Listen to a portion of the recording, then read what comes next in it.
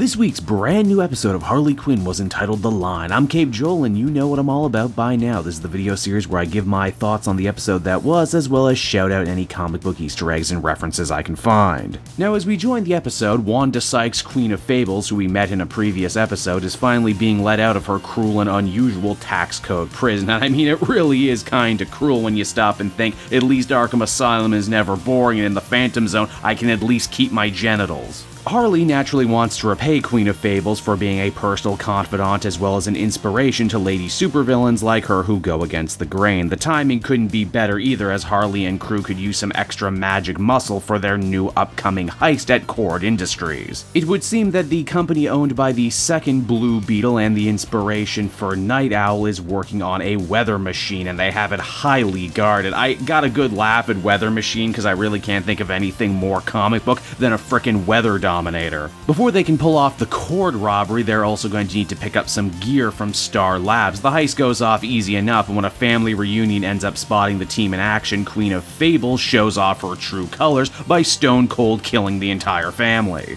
The standout joke here for me involves the Queen summoning the three little pigs from her storybook to clean up the bodies, because I mean, come on, we all saw Snatch, right? Ivy had tried to warn Harley that the Queen wasn't the kind of friend you bring home, but once again, Harley isn't much for good advice, and she just can't help but seem to get involved with dangerous psychotics who take over her whole life. As Ivy so eloquently puts it, Harley isn't like other villains. She's a bad guy, sure, but she's not a bad person, and the line of the title refers to the line that Harley won't cross. And if that kind of morality sounds more in line to your traditional superhero, well, you're not alone. The Queen even calls Harley out on it, saying that if she really wants to get into the Legion of Doom, then she can't have any lines at all. Now, speaking of Ivy, she's the star of a very hard-working B-plot this episode regarding her evolving relationship with Kite Man. Ivy is embarrassed of still seeing him naturally because, well, he's freaking Kite Man, and yet she keeps going back time and time again because, much like the audience, Charles's adorkable nature is strangely endearing. He just tries so hard to make a good date for him and Ivy, but she's doing everything in her power to make sure they don't get seen together. In the end, Kite Man actually gets his feelings hurt, and Ivy is forced to reckon with her own behavior. She admits that she's kind of been a hypocrite this whole time. Despite telling Harley not to listen what other people think of her, Ivy clearly cares very much about image and perception.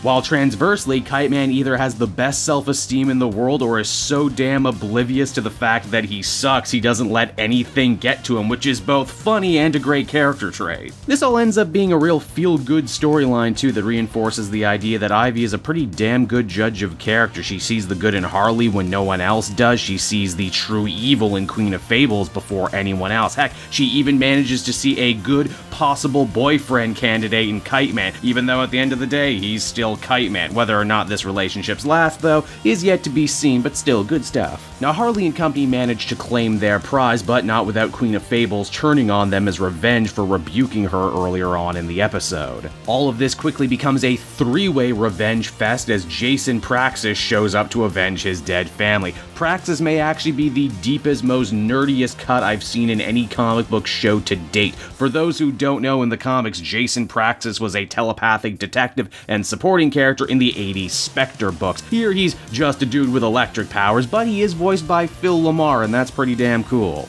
Hey, wait a minute, didn't Lamar play another very famous electric-based DC Comics hero? Oh shit, yes he did.